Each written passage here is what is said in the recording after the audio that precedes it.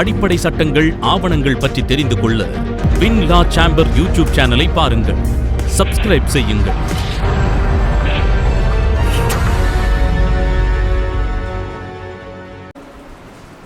Honorable Additional District Judge, Honorable Secretary to the Legal Aid Committee, respected President of the Bar Association and Office Bearers, respected elder members of the Bar, and my dear advocate friends. Please permit me to go ahead in English. அது என்னாச்சுன்னா, நம்ம ஆங்கிலத்தில் படித்து அந்த flow எந்த லாங்குவேஜில் வருதோ அந்த லாங்குவேஜில் இது பண்ணால் சரியாக இருக்கும்னு, அதனால் ஆங்கிலத்தை தமிழில் சொல்ல முடியும், ஒன்றும் இது இல்லை. பட்டு ஒரு சில வார்த்தைகள்லாம் கொஞ்சம் இதாக மாற வேண்டாங்கிறதுக்காக I proceed to speak on this occasion in English. My friends, it's a privilege for me to be amongst you to speak about the Constitution Day. In the morning we had an excellent program of gathering of school children and advocates and all judicial officers of the Nagarkoil Bar. That shows the respect and involvement which we have on the Constitution of India. Now, otherwise, there is no compulsion, to talk about, as Brother Satosham said, there is no compulsion for anyone to participate on the occasion of speaking about the Constitution of India. In the law college also, when a class on the Constitution of India or administrative law is taken, there won't be any, we know in the 1975 batch, it was at that time in the Madras Law College, every class we used to have 250 students. And our lecturer for the constitutional law will come to the classroom and he will take 15 minutes for taking attendance. People will be waiting only for attendance. After giving attendance, every one of them will skip away. And finally there will be 5 or 6 people will be there. In the classes related to property law, we have got Property Murthy was our excellent lawyer and a professor, and who became Chief Justice of one of the Highcourts in India. And then the constitutional law, we have R.V. Dhanapalan, who has got a college in Salem. We have got the contract by Subramaniam. V.A. Subramaniam is one of the eminent lawyers whom we had in the High Court. But எல்லா class ரூம்லேயும் பார்த்தீங்கன்னா அந்த அட்டண்டன்ஸுக்கு தான் வருவாங்க, அதுக்கப்புறம் போயிடுவாங்க. 5 பேர் 10 பேர் இருப்பாங்க, அவ்வளோதான். ஹாதி வருவார், இன்கம் டேக்ஸ் எடுப்பார், திட்டுவார். எல்லாரும் கிளாஸ் எடுத்துகிட்டு ஒரு 2 பேர் தான் இருப்போம். Therefore, if that is the case in a classroom where a student has to learn and get through in the examination, what is the purpose for any man to be here in these sort of lectures? And in spite of that, in the morning and today, if you are able to show such an interest to learn about the Constitution of India, and I won't use the term learn, you already know about that, then that shows the involvement which you have, the legal fraternity is having on the basic document of the country. That is a great success. As our PDJ said, that 75 years we are able to run with this Constitution is a grand success. And the American Supreme Court felt bad at one occasion when there was a problem. And morning I told, the equality concept came for the first time worldwide when Abraham Lincoln brought out the Bill of Rights. That was a statute brought out by him by a fraudulent means. He writes, Abraham Lincoln writes that I brought Bill of Rights by fraudulent means because I know how our downtrodden people are suffering in our country in the hands of the haves. And I wanted to use illegal means for getting the law to curb this sort of illegality. I only remember Lord Krishna who said that for the purpose of curbing illegalities, sometimes I have to use illegal measures also. And that is how we find, there also there was a problem, but in our country, absolutely we had no problem for the past 75 years. Of course, political turmoil is always there. When the political turmoil is there and change of governments are there, it means that our people are alive. That is the meaning of it. Because about the Constitution of India, a writ petition was filed in the Supreme Court under Article 32 of the Constitution of India. You know, moving the Supreme Court under Article 32 itself is a fundamental right when you want to establish your fundamental right. That is the basic structure of our constitution. We don't have any other constitution this right. Moving the Supreme Court as a fundamental right for enforcing the fundamental right of a citizen. Now, a writ petition was filed in the Supreme Court by one of the lawyers. In all these cases, you find the lawyers only are the prominent people who stand in the court, saying that this constitution is redundant. Therefore, declare that this constitution is not in force. Not certiorari. Certiorari cannot be done. Certiorari can be done only against the conduct of an officer of the government or against law to set aside the statute by certiorari fed mandamus or whatever it is to say null and void. But a constitution cannot be set aside. Therefore, very cleverly the lawyer filed a writ petition in the Supreme Court under Article 32 to declare that this constitution is no more in existence. The ground of the remedy before the Honorable Supreme Court under Article 32 of the Constitution of India is that we have got so many amendments in these 75 years. See, any other developed countries, democracy was purchased from United States. You see only 10 or 15 amendments have been carried on in more than 250 years. Then within a short period of 75 years, if our parliament is able to amend the constitution for more than 200 times, it is now 198 or so, till yesterday, we don't know what is going to happen tomorrow. And if that is the case, what does it mean? The argument of the learned counsel is that it means that the constitution is not stable. If the constitution was stable, there was no necessity for amendment. And it shows instability of the constitution. Why should we need this sort of constitution for our country?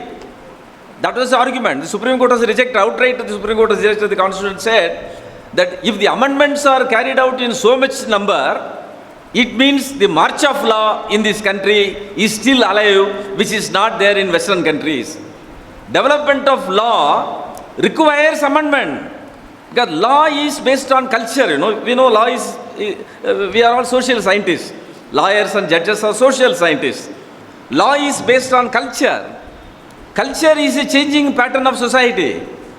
When the culture is a changing pattern of society, law has to necessarily change as per the change of culture. What was law in India 100 years ago is not law today.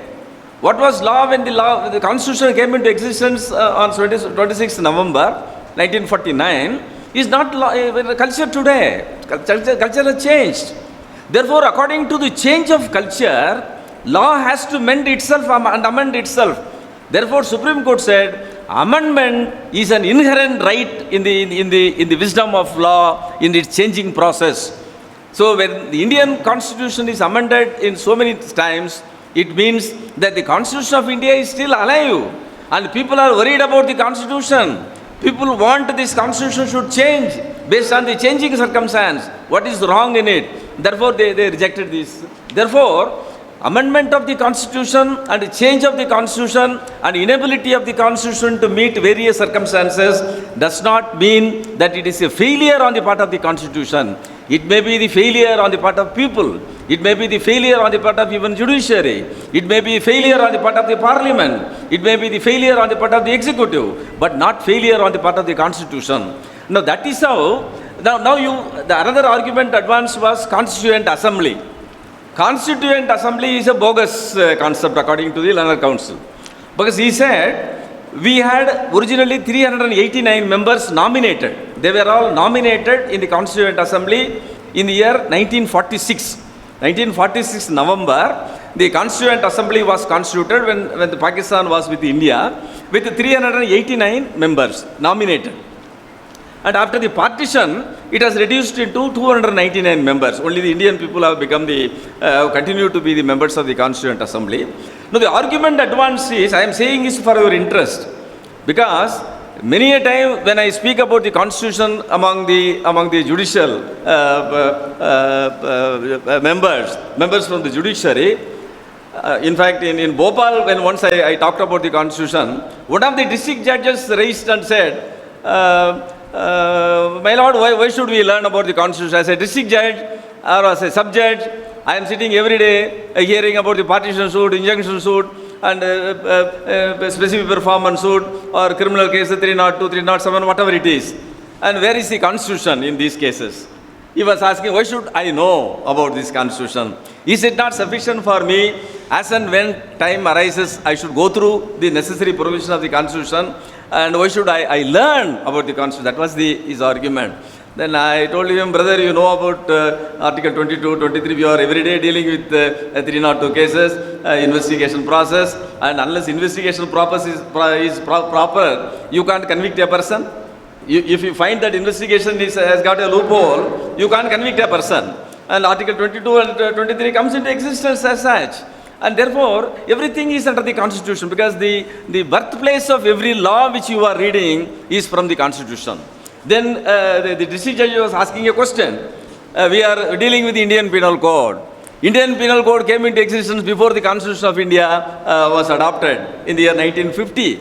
Now, why should it is a pre-existing law? Penal Code was a pre-existing law. Indian Contract Act was a pre-existing law. So many statutes. Evidence Act was a pre-existing law. Property Act was a pre-existing law. They were in existence before the Constitution came into existence. And what is the need for the Constitution? Then there is a provision in the Constitution of India wherein it says, wherever any law is in existence, such laws are deemed to be the laws framed under the Constitution of India. So those laws which are in existence as pre-existing laws have been adopted under the Constitution. Therefore, there is no lacuna in the Constitution. Supreme Court has made it very clear about that. Now, friends, the making of the... I will limit myself, because now already you may have to go to your office and you have to meet the clients. So many things are there. I will try to complete it, and I will try to complete the process with the fundamental right, directive principles and fundamental duties, something about the separation of powers. With this I will complete. Otherwise, I will take more than 5-6 hours. It is not possible to complete it at this point of time. Now, in the making process of the Constitution, if you find, the Constituent Assembly has discussed for 2 years, 11 months and 17 days. And there were 11 sessions, 11 Constituent Assembly sessions went on for this period of 2 years and odd. And eminent lawyers were there, starting from Ambedkar, Srinivasa Iyengar, so many people, so many lawyers are there, lawyers and eminent jurists were there. And they started meeting. The first meeting was held on 9/12/1946. And the last meeting was 26/11/1949. In the last meeting of 26/11/1949, the Constituent Assembly has adopted the Constitution and dissolved the Constituent Assembly. After adopting the Constitution Assembly was dissolved. It was only then, for another 2-3 months afterwards, the Constitution was given operation as such. And that is the process of making it. Now, some of the members, there was a committee, there was a drafting committee among the 299 members who were in the Constituent Assembly. And Dr. Ambedkar was one of the 7 members. Alladi Krishna Iyengar was another person. N. Gopalswamy was another person. Dr. K.M. Munshi, Mohammed Sadullah, B.L. Mitter subsequently withdrawn himself, and Dr. Madhav Rao came in that place, and Dr. Kaitan, and he also went away, and Dr. T.T. Krishnamachari came in that place. So these were the 7 people who were appointed for drafting the Constitution, and they drafted it taking so much of time.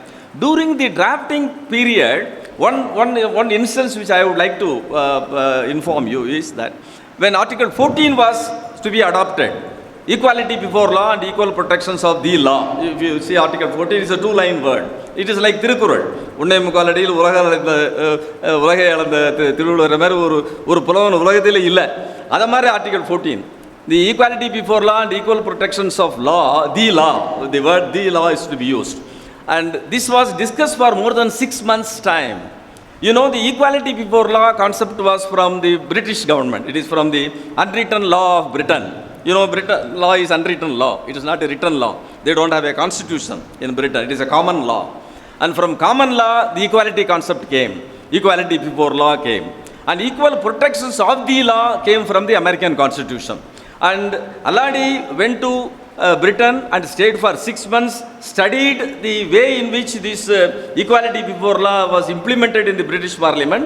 Then Ambedkar went to United States and stayed for 6 months and studied as to how the American people acted for the purpose of getting equal protections of the law. And after studying that and after deliberation, they felt that both these things must be amalgamated under Article 14 of the Constitution of India. Because the Constitution makers wanted that equality should be given priority. Then comes freedom. Then comes liberty. That is how they have given, they prioritize as such. That is why you find equality and freedom, you find equality, we will use the term person. Equality, the state shall not deny to any person, equality before law and equal protections of the law. Person is the term. Whereas under Article 19, if it talks about the freedom, it will speak about citizens. Freedom, fundamental right is given to citizens, while equality is given to persons, and Article 21, liberty is also given to person. Protection of law is given to person. The meaning is, they deliberated why person and citizen should be used. They felt that equality is to be given much importance equivalent to life, and life, Article 21 must be given, treated as a life. Therefore, it should be given to any person, not even citizens. Even a foreigner in India is entitled for Article 19, Article 14 and Article 21 of the Constitution of India. Whereas freedom, if I want freedom of expression and freedom to form association and the freedom to make a union, it cannot be given to any person. A foreigner cannot come to the court and say that I can express anything I want, but only it is given to a citizen of India.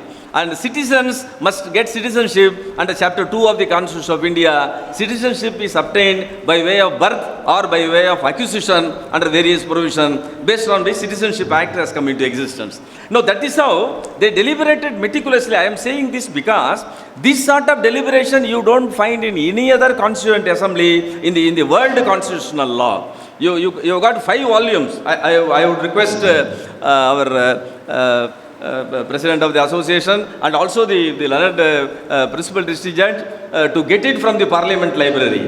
Parliament Library, once in a year, they publish the Constituent Assembly debate in 5 volumes. When I was in Delhi 3.5 years, I had occasion to go to library and I used to get so many things for so many people. And you must get that. And by reading that, you will find as to how much meticulous efforts these participants in the assembly have taken part for the purpose of drafting various provisions of the Constitution. Then the draft Constitution was adopted on 26/11 and came into existence on 26/1. Now originally, this day, Constitution Day, was called as Law Day. It was a National Law Day. National Law Day was declared by, who has declared it? National Law Day was declared by the Supreme Court Bar Association. Supreme Court Bar Association has declared this 26th November 49 as a National Law Day, and subsequently many years, for 50 years, more than 50, 60 years, we have been doing it only as a Law Day only. We have been celebrating only as a Law Day. It was in 2015 October, the Prime Minister of India declared this day instead of a Law Day as a Constitutional Day. That was 125th anniversary of Dr. B.R. Ambedkar. During the 125th year of B.R. Ambedkar, the Prime Minister of India declared the Law Day as a constitutional day of the country. From that day, we are celebrating the Constitution Day on this day. Now, as I told you, Indian Constitution is one of the biggest constitution which any one of the country is having in the world. And American Constitution is one of the smallest constitutions. They got only 2 or 3 articles only. We got 579 articles as on day, and it is one of the biggest constitution, and the entire living condition of the people in this country has been comprehensively put in this constitution. You see about the tribal affairs in this constitution. You see about the land right, the property right, you find it in the Constitution. You see your professional right, you find it in the Constitution. You see the legal aid committee, legal aid right, you are seeing it in the Constitution. You see the environmental right, you see in the Constitution. You see the global warming which we are now investigating, which is in the Constitution when it was introduced in the year 1949. Therefore, comprehensively every one of the walks of life have been introduced under the Constitution as such. And Supreme Court said, all right, Constitution is there, who has to implement the Constitution? There is nobody to implement the Constitution because Constitution happens to be the basic document of the country. There is no question of implementation. It has to be mandatorily followed by anyone. There is no question of implementation by anyone. Then Supreme Court said that I, being the highest court in India, I am the watchdog of the Constitution. I will be watching as to whether the citizens of the people and any rulers of the country or parliamentarians are following the Constitution or not. That is how the Supreme Court said that Supreme Court is a watchdog of the Constitution. Because Supreme Court becomes a law-making authority in the absence of a law by the Parliament. Because if a parliamentary law is there, Supreme Court cannot make a law.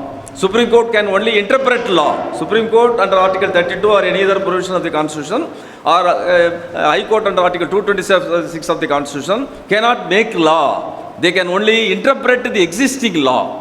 But Supreme Court has got a specific power in cases where there is no law in respect of a subject and that matter is taken before the Supreme Court. Supreme Court has got a power to declare it as a law under Article 142 of the Constitution of India. Under Article 142 of the Constitution of India, in the absence of any legislative enactment regarding any rights of individuals in this country, then the judgment given by the Supreme Court of India will become the law of the land by virtue of Article 142 of the Constitution of India. This power, even United States Supreme Court is not having. They are not having, because that was discussed in the Chief Justice Conference in Chicago, and that was raised by the Chief Justice of the United States. The Chief Justice of the United States gave an applauding statement in the open auditorium saying that we are bound by the Indian Constitution because it is Indian Constitution which has given judicial supremacy in the world. This judicial supremacy is given by the Indian Constitution, not in any other constitution. And that is how the Supreme Court has itself declared as a watchdog of the Constitution of India. Then friends, Preamble. Now, Preamble is again another problem. What is Preamble? Every act we have got a Preamble.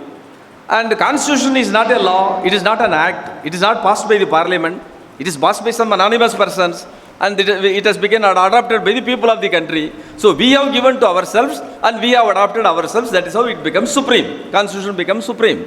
Then this Preamble will be available in any act. If you take a Transfer of Property Act, the Preamble will be there, that will say what is the purpose for the law being passed. Succession Act, what is the purpose for the Succession Act? Like that, every act we have got a Preamble. In the Constitution of India also we have got a Preamble. But that was a challenge on the ground that the Preamble is not a law. Then it was in that judgment, Supreme Court said that Preamble is a key to open the mind of makers of law. What is in the mind of the makers of law is briefly put in the Preamble. Then Supreme Court has very cleverly said that Preamble itself is not forming part of law.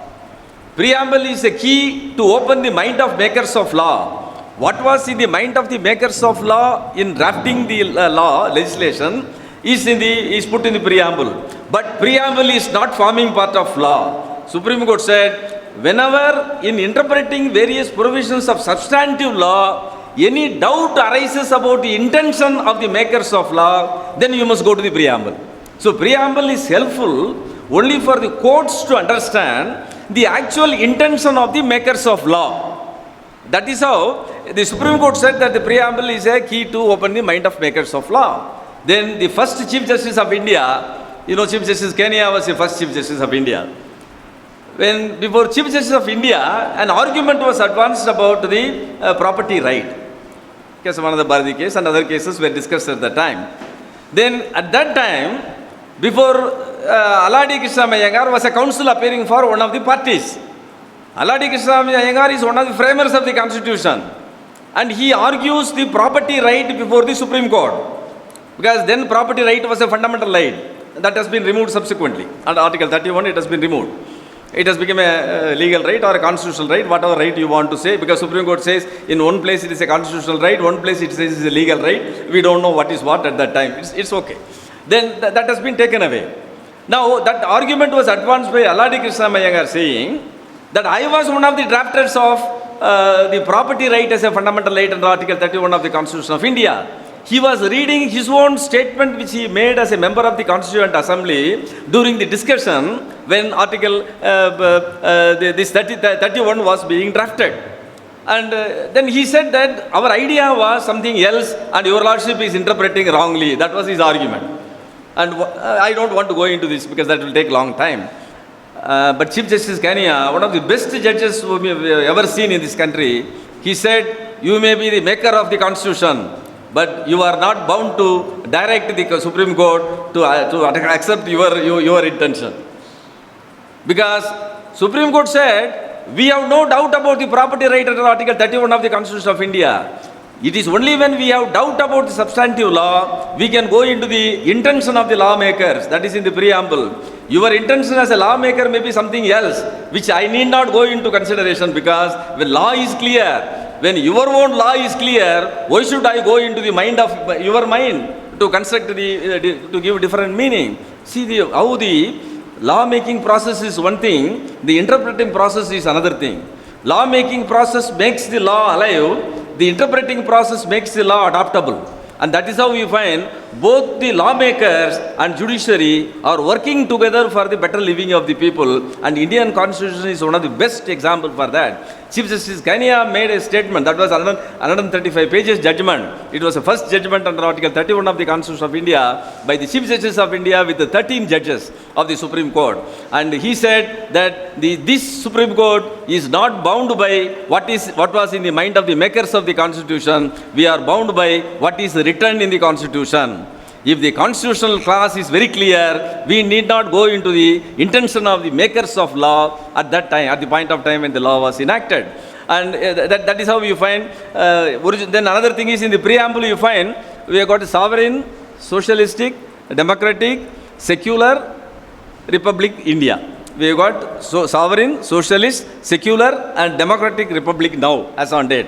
Because the socialistic principle was brought in the 42nd Amendment when we have entered into the bar in the year 1976 when we entered as a lawyers.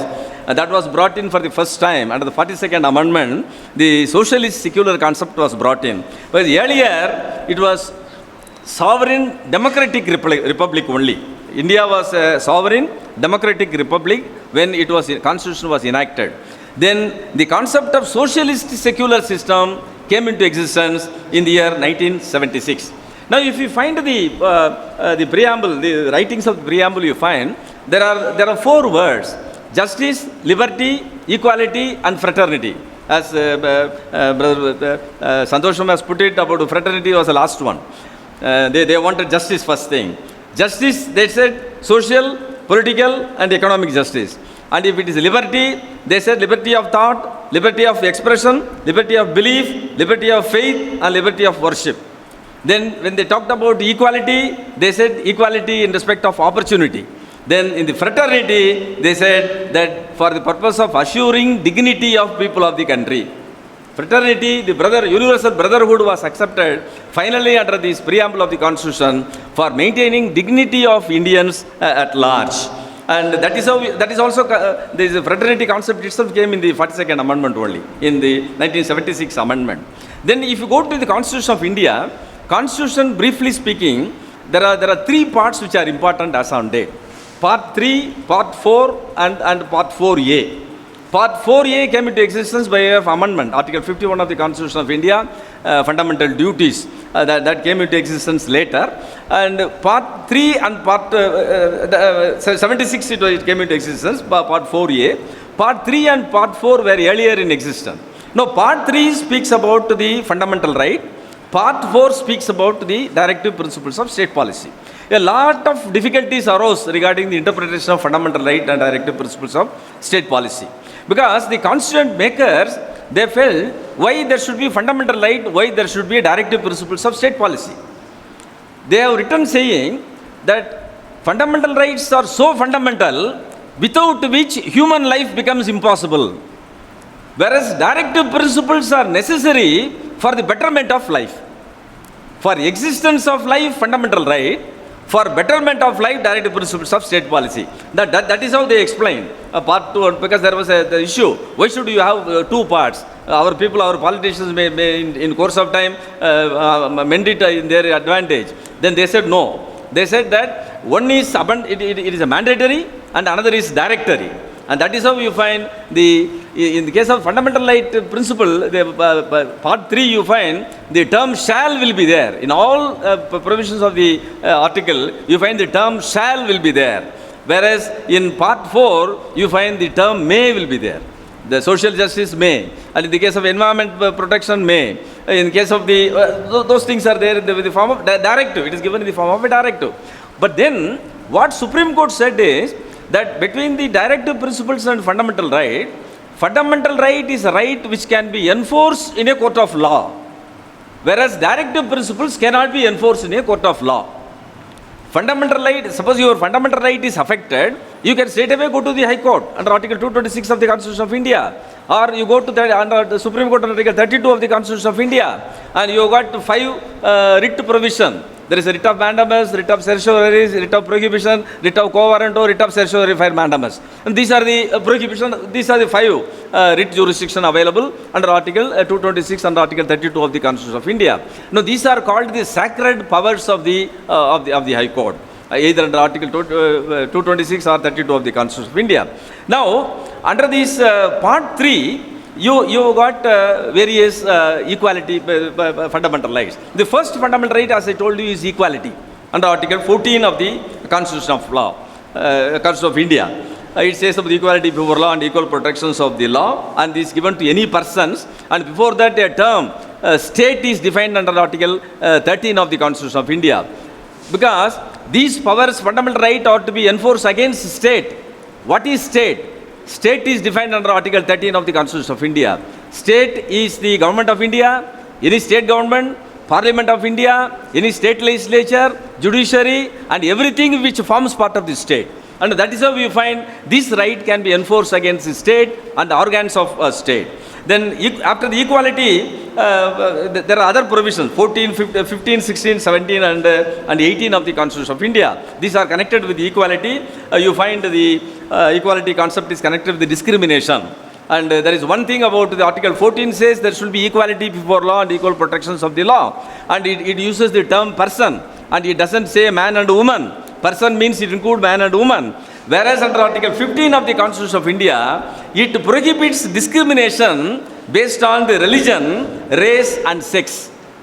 Religion, race and sex, you should not discriminate our citizens, our human beings. But then there is a provision under Article 15 of the Constitution of India saying that any exemption given for the benefit of women, exemption given for the benefit of the downtrodden community, SC and ST community, that is not protected under Article 15 of the Constitution of India. Now Supreme Court said that, because that was again a question, Article 15 was questioned again. When you say under Article 14 equality before law and equal protections of the law, why should there be a better benefit to a woman? Why should there be a better benefit to a scheduled caste person? Why should there be a better benefit to scheduled tribe person? That was the argument. No, Supreme Court said that this discrimination is a permissible discrimination, because this is available till all people come to the equal standard. And the parity between the citizens, when it comes equal level, till then this discrimination is permissible, the Supreme Court said. Then equal opportunity in public employment under Article 16, and abolition of untouchability in Article 17 of the Constitution, and abolition of titles, Article 18 of the Constitution of India. But we are giving a lot of titles now. And titles are abolished under Article 14 of the Constitution of India, and Bharat Ratna, and everything is given. Bharat Ratna is all against 18, because it abolishes title. And there is no exemption given for title under Article 18 of the Constitution of India. But Government of India is giving, Padma Shri is being given, Padma Bhushan is being given, so many things. Nobody has fortunately gone to the court against that. Then comes second fundamental right, freedom. As I told you, freedom is to the citizens, to citizens of India alone. And there are 5 or 6 freedom: freedom of speech, freedom of assembly, freedom to form association or union, freedom to move freely throughout the country, freedom to reside and settle in any part of India, and freedom to do any profession. These are the 7 freedoms given to citizens. Now, each of the freedoms were given some exemptions. The freedom of speech is subject to public morality. You can't take advantage of the fundamental right to freedom to speak anything about anybody, resulting in annoying anybody or causing disturbance to anybody's reputation. And the freedom of speech is subject to public morality and public decency. All these things are exemptions are given under that. These are all called check and balance theory. If you are a constitutional student, you will be first taught about check and balance theory. Check and balance theory and eclipse theory are basic theories of the constitutional law. Check and balance theory, one place you will be given right, and another place the right will be restricted. And that restriction is for the betterment of people as such. And that is how the check and balance theory is being adopted under Article 19 of the Constitution of India, and freedom to form assembly. Assembly is subject to, of course, the criminal procedure code and all these things, decency and law and order and all these things are there, exemptions there. Forming association, you cannot form association for illegal purposes, and moving freely throughout India, subject to, of course, the terrorism and anti-terrorism acts and other things which have come into existence, and restriction to settle in any part of India except special status given to some states by way of convention under Article 332 of the Constitution of India, and then freedom to profession. Freedom to profession is only for doing legal profession. And there are various regulations given. If law profession, you have got a freedom to do profession. You have got a restricting body. You have got a Bar Council of India. You have got a Bar Council of Tamil Nadu. You have got a ethics and code of conduct, and you have to follow that. On a complaint, Bar Council of India can take action. These are the check and balance theory, which are all permissible under the freedom. Then another freedom is under Article 20 about the conviction. Conviction and double jeopardy and the testimonial compulsion. You know what is testimonial compulsion? Can an accused be compelled to give evidence against himself? This is a fundamental right. Under Article 20 of the Constitution of India, during investigation, the police has no right to compel an accused to give statement against him. That will be against testimonial compulsion. Then a person cannot be punished twice for the same offence. Double jeopardy, rule against double jeopardy. These are the fundamental. If a person commit an offence, you can't punish him twice. You cannot punish him at your own whims and fancies. These are the constitutional rights of an accused. Constitutional right of the person who has committed offence and facing trial. And that is again a fundamental right to freedom. Then Article 21. Article 21 says public life and liberty, protection of life and liberty, except in accordance with the procedure established by law. This again procedure established by law, American Constitution says in accordance with law, but we say it is procedure established by law. It is taken from Japanese Constitution. The procedure established by law means that lawmakers are given power to form a procedure for the purpose of establishment of a right relating to protection of life and liberty. Now that is how you find the Preventive Detention Act has come into existence. The Preventive Detention Act has come into existence. It is based on the except in accordance with the procedure established by law. Under the Preventive Detention Act, a person can be kept in prison for more than 3 months without showing the reason. And then within that time you find the committee has to decide, the Highcourt committee has to decide about that within 6 months' time, and thereafter they will have to decide about that. No, that is again you find under Article 21 of the Constitution of India that uses the term person again. Then 21A, there is a right to education.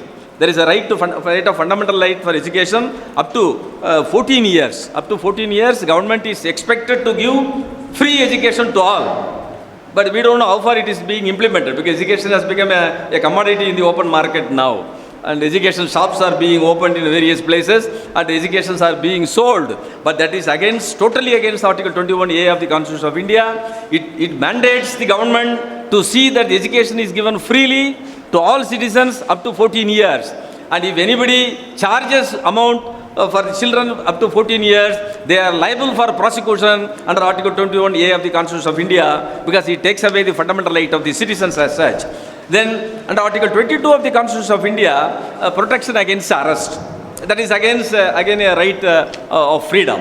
When a person is arrested, he must be informed about the reason for the arrest. And within 24 hours, he must be placed before the nearest magistrate for the purpose of remanding him to judicial custody. And that 24 hours, the exemption is given. for taking an accused, transporting the place of arrest to the place of the magistrate, that place is exempted under Article 22 of the Constitution of India. That is how you find the freedom goes on. And there is a fundamental right against exploitation under Article 23 and 24 of the Constitution of India that deals with the human trafficking. Human trafficking is not merely a prohibited by law, it is prohibited by the Constitution. Article 23 prohibits human trafficking and employing children, employing women against their consent is prohibited under Article 24 of the Constitution of India as a fundamental right. Then next is the freedom about religion and conscience. And 25 and 26 minority rights and other things are given, freedom to have the religious minority and all that. Then there is a cultural and educational right, Article 29 and 30 of the Constitution of India. As I told you, Article 31, which was a fundamental right of property, was taken away in the year 1976 from the fundamental right, and that has been put under the Schedule 7 to the Constitution of India as a legal right or a constitutional right, whatever it is. Then there is a right against a constitutional remedy, and this is Article 32. Article 32 is again a right against the constitutional remedy. Right of constitutional remedy is a right of a person to move the Supreme Court for enforcing his fundamental right, is deemed as a fundamental right. Then under Article 40, Part 4, I will try to complete it in a few minutes, Directive Principles of State Policy. Now, Directive Principles of State Policy, as I told you, it is for the purpose of welfare measure. It is a welfare activity of the government. While fundamental right is mandatory one, Directive Principle is for the welfare of the people. Welfare can be rejected in cases fundamental right is to be enforced. If there is a conflict between the fundamental right and Directive Principles of State Policy, fundamental right shall always prevail. And Government of India cannot take advantage saying that I want to have the welfare state, therefore I am taking away the fundamental right of citizen. They cannot say that. At any cost, fundamental right is a mandatory one against the state, and welfare measure is not an excuse for the government to deny fundamental right. On the other hand, the Directive Principle of State Policy is for the betterment of the people. For the purpose of welfare state, you find various laws are being made. You find there are various, the legal remedy. Legal remedy is a welfare measure. What you have, this alternate dispute resolution mechanism is a welfare measure under the Directive Principles of State Policy. The Supreme Court in, I think it is Khatri versus State of Bihar in 1986, they said that this is constitutionally valid. The welfare measure given for the legal aid is held to be a constitutionally valid provision, because the argument was, when every man is equal before a court for getting remedy, why are you choosing some person for the purpose of giving better relief to them? And that will be inequality under Article 14. Then the Supreme Court in Khatri case in Bihar, the Supreme Court said no, it is valid because it is for the purpose of giving provision for, it was in that case, the equality was differently explained by the Supreme Court. Supreme Court said, equality is among the equally situated people. Supreme Court's equality is not a blind concept. There is no equality between a man and a woman. Law does not say equality between a man and a woman. Man and woman are different. That is why different benefits are given to women. Scheduled caste person, backward class person, forward class persons are persons, but they are different economically. Therefore, they are given certain privileges. The backward class people are given certain privileges. These are all constitutionally permissible things for the purpose of welfare state. Because Supreme Court said, because in this case, when about environment there was an issue.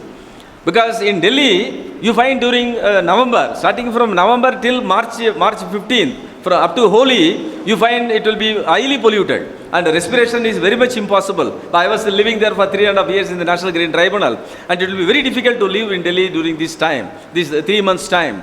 Now that was a point raised in the Supreme Court for the purpose of saying about the equality. Because when a measure was taken through the Pollution Control Board for the purpose of curtailing pollution, they are spraying water now.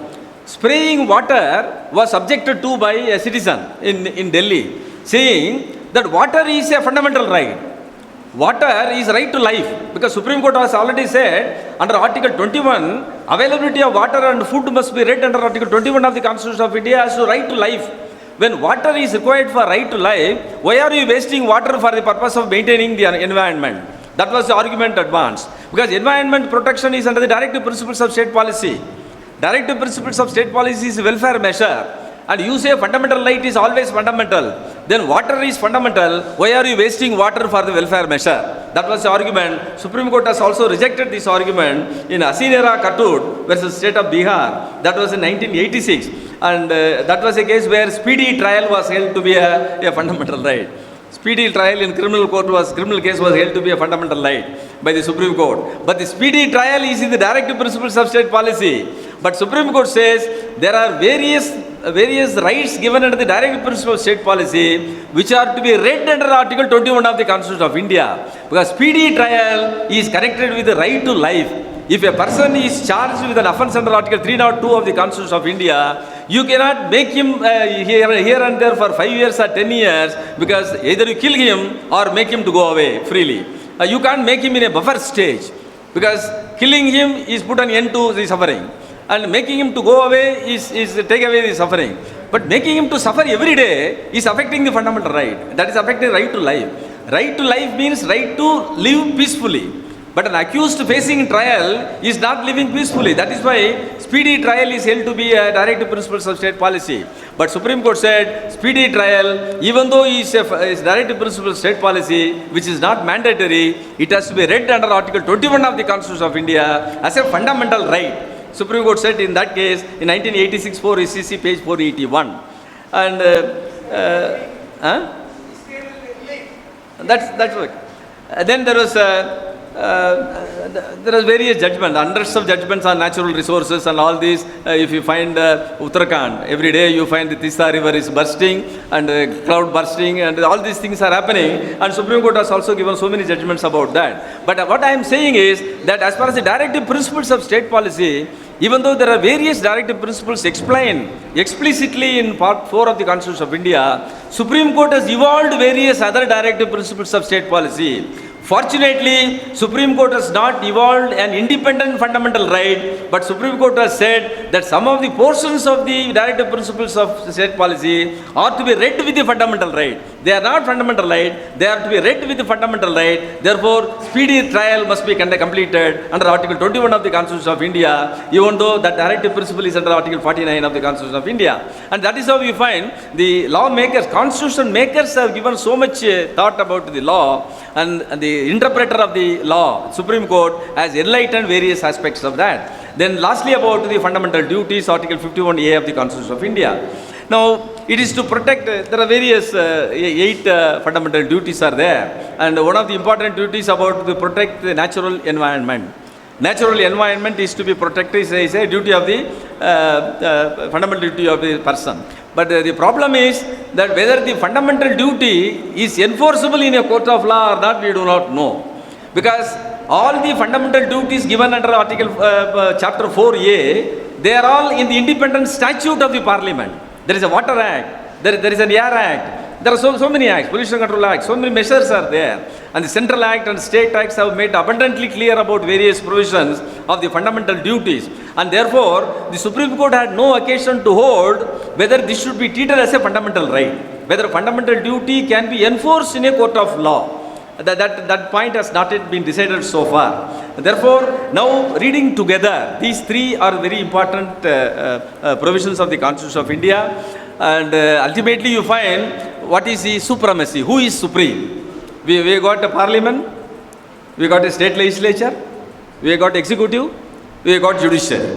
These are the 3 organs of the state. State includes parliament, state legislature, state government, Government of India, Supreme Court, High Court, and all courts in India. 235, all courts are held under Article 235 onwards.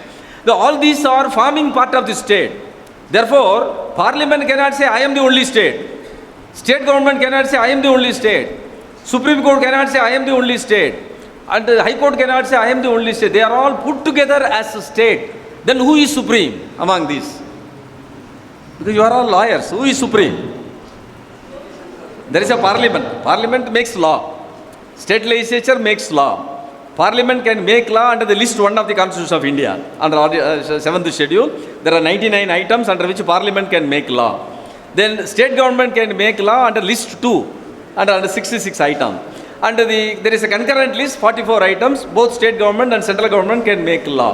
So there is a clear separation of power.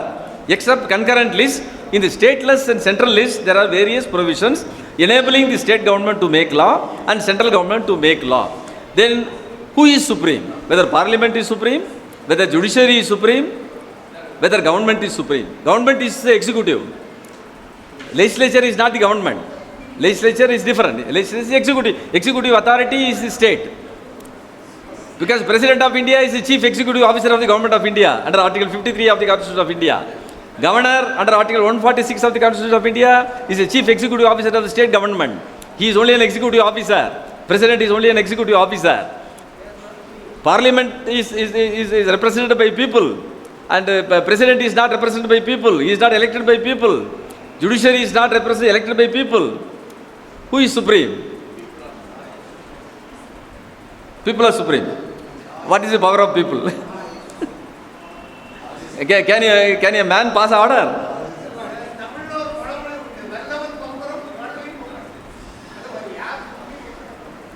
சொல்லுங்க, நீங்க லா maker, நீங்க தான் lawyers தான் சொல்லணும். I am not talking to a common man.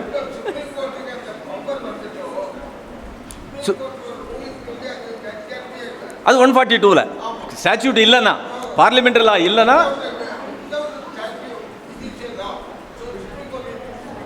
Supreme court சொல்ல முடியாது. 142ல வந்து supreme court என்ன சார் பவர் இல்லையே.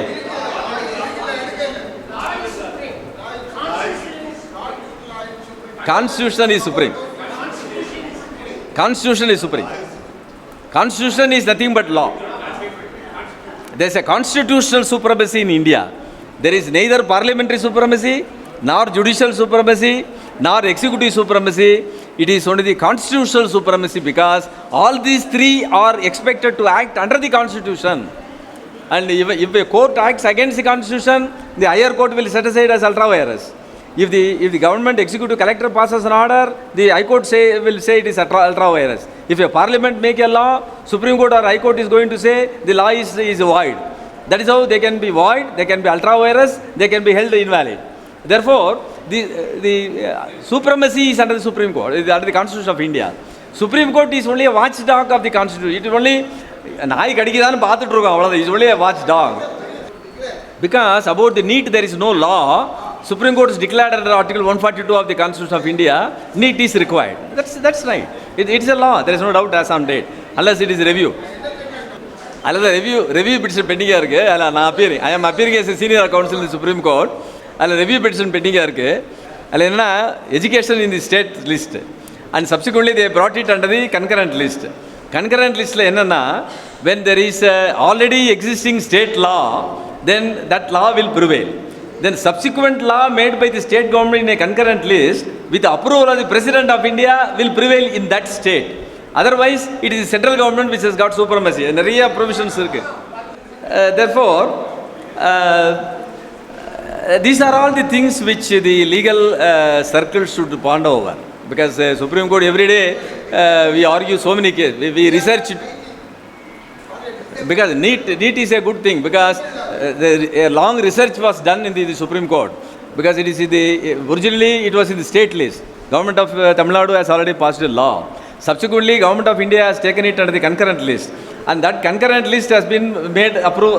Then state government passed subsequent law. It is pending with the President of India for approval.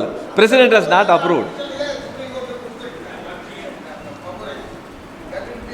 But that is the review is pending now. Review is being heard now. Therefore, now I will complete it saying we got so many other separation of powers about executive, judiciary, and state powers, central powers. All these things are there. Because under the Schedule 7 of the Constitution of India, there is a separation of powers, and there is a very dry subject, and that requires lot of involvement and all that. And these three, of course, fundamental right, directive principles, and fundamental duties are very, very important. They are interesting subject also, particularly for the constitutional law students. But I am not telling about others. But what as Brother Santosham said, that first of all, as lawyers, we must study the law, constitutional law, fully before telling it to the people. Unless a lawyer tell the people, people are not going to listen. A politician telling in your platform is not going to be listened because it is only for the purpose of vote, not for the purpose of learning. But in your case, when a client comes to you, when you explain the legal provision properly, he is definitely going to follow. That is how judiciary has got an upper hand always. The legal profession is having an upper hand always because you have got a right to move with people. We are called social scientists. Law is a social science. It's a social engineering. Roscoe Pound says it is a social engineering. We are all social scientists. Unless lawyers have got responsibility to say, I will complete it with saying, George Washington in the world, father of the nation 3 பேருக்கு தான் கொடுத்துருக்காங்க தெரியுமா உங்களுக்கு? Father of the nation 3 பேருக்கு தான் கொடுத்துருக்காங்க வேர்ல்டில். George Washington இல்லை, George Washington, Mahatma Gandhi, Vietnam president. இந்த 3 பேர் தான் ஃபாதர் ஆஃப் நேஷன் கொடுத்தாங்க. ஈவன் இவருக்கு கூட கொடுக்கல.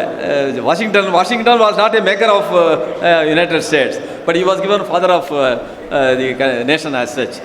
And I have come to tell something about that. See, these are all the things which you have to study, and then because it is being asked every time, I am a lawyer practicing in a district, why should I know about the constitution? That is a very, very wrong notion. You are expected to know, because unless lawyers know about the constitution of India, you can't expect a common man to learn. Mister Santosh ரொம்ப ஆதங்கப்பட்டார், பையனுக்கு கஷ்டப்படுறவங்களுக்கு எப்படி சொல்லிக் கொடுக்க முடியும்னு. நமக்கே தெரியல, நம்ம எப்படி அடுத்தவங்களுக்கு சொல்லிக் கொடுக்க முடியும்? நமக்கு தெரிஞ்சால், கான்ஸ்டியூஷன் தெரிஞ்சிருந்தால் உங்ககிட்ட வர கிளையன்ஸ் ப்ராப்பர்ட்டி ரைட்டுக்கு வந்தாலும் சரி, சக்ஸஷன் ரைட்டுக்கு வந்தாலும் சரி, இன்ஜெக்ஷன் சூட்டுக்கு வந்தாலும் சரி, கிரிமினல் கேஸுக்கு வந்தாலும் சரி, நீங்கள் you can tell them this is the thing, investigation இப்படி பண்ணியிருக்காங்க, அது தப்பு, இன்வெஸ்டிகேஷன் தப்பு, I will file writ against the habeas corpus இந்த ஹைகோர்ட் ஆர் சுப்ரீம் கோர்ட். அது சொல்லணும், நீங்கள் அது தெரியணும் இல்லையா? அதனால் டிஸ்ட்ரிக்ட் ப்ராக்டிஸ் பண்ணுற அட்வொகேட்டாக இருந்தாலும், ஹைகோர்ட்டில் ப்ராக்டிஸ் பண்ணுற அட்வொகேட்டாக இருந்தாலும், constitutional study is very, very important. Constitutional study, in my considered view, must be a continuous process. Contract, other things you can always read. Contract you can read, judges are there, you can fight the case, evidence can be written. Constitution against evidence written பண்ண முடியாது. There cannot be an evidence in respect of enforcing your constitutional right. Constitutional right is an inherent right. Unless you read and study that, it will be very difficult. Other laws we are reading, but Constitution we are studying. Our constitutional law professor used to say, study constitution, read property law. That's what he will say. Because without property you can live, without constitution you cannot live. That is why my humble request is, particularly the young lawyers of this bar. This is one of the best bars, because as a judge I have been hearing so many appeals from Nagarkoil for 8 years. But wonderful judges we have seen. We never call lower court judge. I never call any judge as a lower court judge in my lifetime. These are the trial judges. They are the pillars of judiciary. High Court is not a pillar of judiciary. Supreme Court is not a pillar of judiciary. Supreme Court and High Court are interpreters of law. They are not pillars of law. Pillars of law is a district court. Pillars of law is subordinate court. Pillars of law is a trial court. Trial court makes law. Trial court studies the human behavior. Based on human behavior, you are interpreting law. That is how the interpretation is a proper interpretation in trial court. Whereas in the High Court, you interpret only based on the paper. You don't interpret based on the human analysis. Supreme Court is not doing it based on human analysis. That is why Supreme Court nowadays appoints commission for the purpose of studying the minds of the people and give a report to me. Then I will pass orders. But you are doing it not in a different way. You are dealing with the day-to-day affairs of your life, of your clients. And that is being brought to the notice of the judicial system. And judicial system appreciates or depreciates, whatever it is. A law is being established by way of judgment. And judgment may be tested in the higher court, that is different. But then the basic foundation is made in the trial court. Now that is how my suggestion is, as our PDJ was telling, you must have it as a regular process. This sort of classes must be regular process. In my view, even if 10 people listen, it will be okay. These 10 people, Vivekananda சொன்ன மாதிரி 200 பேரை கொடுங்க எனக்கு போதும், entire world I will change ன்னு சொல்லலாம். So these 10 people with courage and conviction, if you learn and you bring it to the people, that will be sufficient to see that the constitution continues and continues forever, being a teacher for the entire world. And in my view, as a teacher, student of the constitution, Indian constitution is a teacher to the constitutional law of the entire world as such. Thank you very much. Doctor இவ்வளவு நேரம் வெகு சிறப்பாக நல்லபடியாக எல்லோரும் சொன்னாங்க.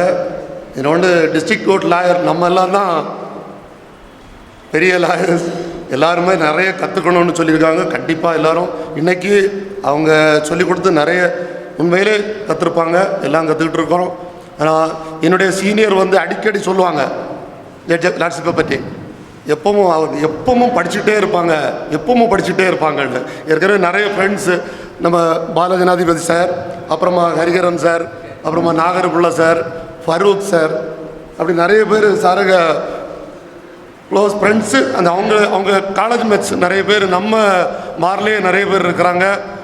இவ்வளவு நேரமும் நமக்காக சிறப்பாக இந்த அரசியலமைப்பு சட்டம் குறித்து, இந்த அரசியலமைப்பு, இந்த கான்ஸ்டியூஷனல் டேல இவ்வளவு சிறப்பாக இந்த வகுப்பை நடத்தி தந்தமைக்கு நாகர்கோவில் வழக்கறிஞர்கள் சங்கத்தின் சார்பாகவும் மாவட்ட நீதித்துறையின் சார்பாகவும் அவர்களுக்கு நெஞ்சார்ந்த நன்றிகளையும் பாராட்டுகளையும் தெரிவித்துக் கொள்கின்றேன். அடுத்தபடியாக நமக்கு சிறப்பு விருந்தினராக கூடுதலாக வந்து கலந்து கொண்ட நம்முடைய முன்னாள் மாவட்ட நீதிபதி திரு ஜான் ஆர் டி சந்தோஷம் அவர்களையும் இந்த நேரத்தில் மறக்க முடியவில்லை. அவர்களும் நமக்கு இந்த கான்ஸ்டியூஷன் லா பற்றி படித்து எல்லாரும் நல்லபடியாக தெரிஞ்சுக்கணும்.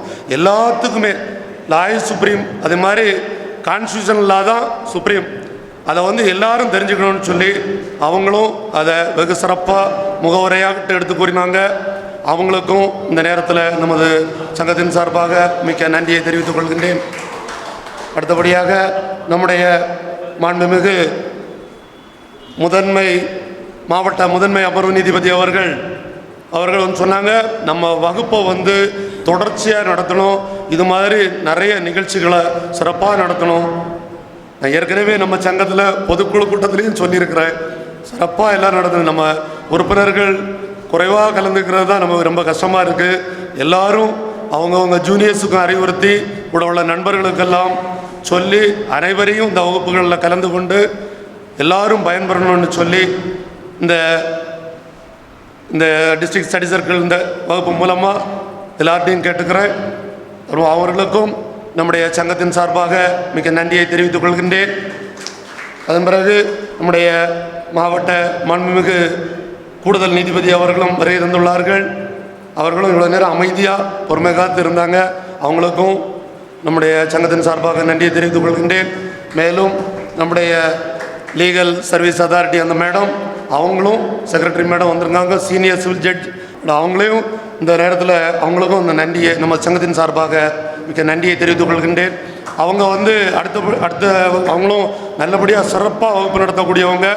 ஏற்கனவே பிடிஜேட்ட நான் சொல்லலை அவங்கள்ட்ட, சாரி. அவங்க வந்து ஏற்கனவே வந்து அடுத்த வரக்கூடிய 6ஆம் தேதி நமக்கு அஃபென்சஸ் எகெயின்ஸ்ட் உமன் அந்த இது சம்மந்தமாக ஒரு வகுப்பு நடத்துகிறதா சொல்லியிருக்காங்க, சிறப்பாக நடத்துவோன்னு சொல்லியிருக்காங்க. இன்னொன்று டெம்பரரி இன்ஜெக்ஷன் குறித்தும் வகுப்பு நடத்துகிறதா சொன்னாங்க.